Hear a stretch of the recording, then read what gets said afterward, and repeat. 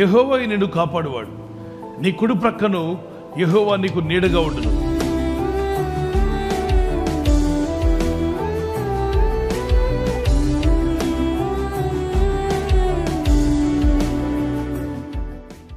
ఈ వాగ్దానం పట్టుకొని ప్రార్థన చేయడం నేర్చుకోండి.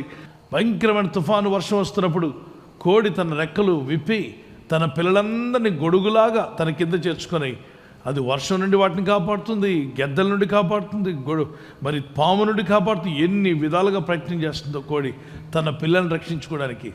దేవుని కాపుదల, దేవుని రెక్కల కిందకు రావాలని దేవుడు పిలుస్తున్నాడు. You can live in a perfect safety even in the midst of the dangerous world by dwelling in the secret place of the Most High.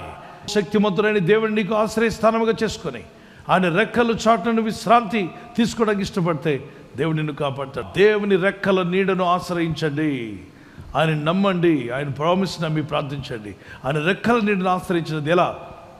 ప్రార్థిస్తున్నామంటే దేవుని రెక్కల నీడను ఆశ్రయిస్తున్నాం. తండ్రి కాపాడమని ప్రార్థిస్తున్నామంటే ఖచ్చితంగా దేవాన్ని రెక్కలతో నన్ను కప్పమని ప్రార్థిస్తున్నాం. అందుకే ఉదయం లేచి మీ చిన్నారుల కొరకు ప్రార్థించండి, పెద్దల కొరకు ప్రార్థించండి. యోబు 1:10 అతనికి, అతని ఇంటి వారికి, అతను కలిగిన సమస్తమునకును నువ్వు చుట్టూ కంచి వేస్తేవి కదా. అతని చేతి పనిని దీవించుచుండుట చేత అతని ఆస్తి పెరిగింది. ఎలా పెరిగిందంటే కష్టపడిన దాన్ని దేవుడు దీవించాడు.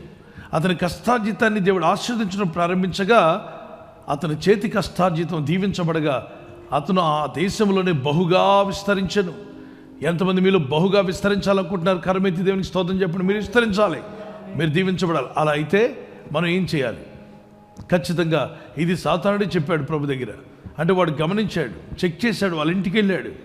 వాళ్ళ బిజినెస్ను పాడు చేద్దామని, వారి పిల్లల్ని పాడు చేద్దామని, భార్యను దారి తప్పిద్దామని, భర్తను దారి తప్పిద్దామని, భక్తుని బాధ పెడదామని, వారి పనుల ద్వారా, ఇంట్లో వాళ్ళ ద్వారా ఎలాగని హింసించాలి అని వీక్ పాయింట్ ఎత్తుకున్నాడు ఇంటి చుట్టూ తిరిగి.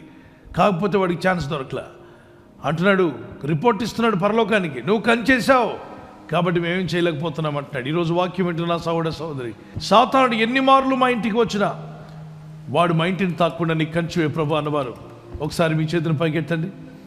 ఎస్, ఆ దుష్టుడైన అపవాది మిమ్మల్ని కానీ, మీ కుటుంబాన్ని కానీ, మీ కష్టార్జితాన్ని, మీ జీతాన్ని కానీ, మీ వ్యాపారంను కానీ, చదువుతున్న మీ పిల్లల్ని కానీ, మీకు కలిగిన ఆస్తిపాస్తులు కానీ ఏముంటే అవి దుష్టుడైన అపవాది ముట్టకుండా కాపాడబడాలని ఆశతో ఉన్నారా? నేను కూడా అదే ఆశిస్తున్నాను. మీ కుటుంబాలు అలా ఉండాలని. అలా ఉండాలి అంటే మీరు, నేను, అందరూ చేయాల్సిన పని ఉంది. స్టే ఇన్ గాడ్స్ ఫెన్సింగ్, దేవుని కాపుదల అనేటువంటి ఆ సురక్షితమైన హస్తాల్లో ఉండడానికి ప్రయత్నం చేయండి. చేతులు ప్రభు వైపెత్తుదాం. ప్రభు, నా కుటుంబాన్ని కాపాడుతున్నందుకు స్తోత్రం, నా ఇంటిని కాపాడావు. ఎన్నో యుద్ధాలు మాకు తెలియకుండా జరిగిపోయాయి. దయ్యాలను వెళ్ళగొట్టావు, దురాత్మలను వెళ్ళగొట్టావు, మా మీద పడాల్సిన ప్రమాదాలను తప్పించావు. ఎన్నో యాక్సిడెంట్ జరిగి ఎప్పుడో పోవాల్సిన వాళ్ళు మమ్మల్ని సజీవ లెక్కలో నిలబెట్టావు. అది మా లక్కు కాదు నాయన, మా అదృష్టం కానే కాదు, నీ కాపుదల, నీ కృపను బట్టి మేము రక్షించబడ్డాం. మా మెరిట్ కాదు, మా తెలివి కాదు, మా జ్ఞానం కాదు, నీ అత్యంతమైన నీ ప్రేమ, శాశ్వతమైన నీ ప్రేమ. ఈరోజు ప్రతి ఒక్కరిని దర్శించండి. ఈ రాత్రి నెమ్మదితో పండుకొని సురక్షితంగా కాపాడబడినట్లుగా నీ అగ్ని కంచి వేసి మమ్మల్ని కాపాడండి. మీ చిత్తములో కొనసాగే కృప అందరికీ దయచేయమని యేసుక్రీస్తు ప్రశస్త నామములో వీరందరికీ చక్కని నిద్ర దయచేసి తెల్లవారు లేచి కృపను మాకిమ్మని క్రీస్తు యేసు నామములో అడిగి వేడుకుంటున్నామా పరలోకపు తండ్రి, ఆమేన్, ఆమేన్. ఈ వాగ్దానాన్ని మీతోనే ఉంచుకోకుండా లైక్ చేయండి, షేర్ చేయండి.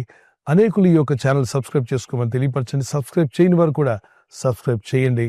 Good night. God bless you.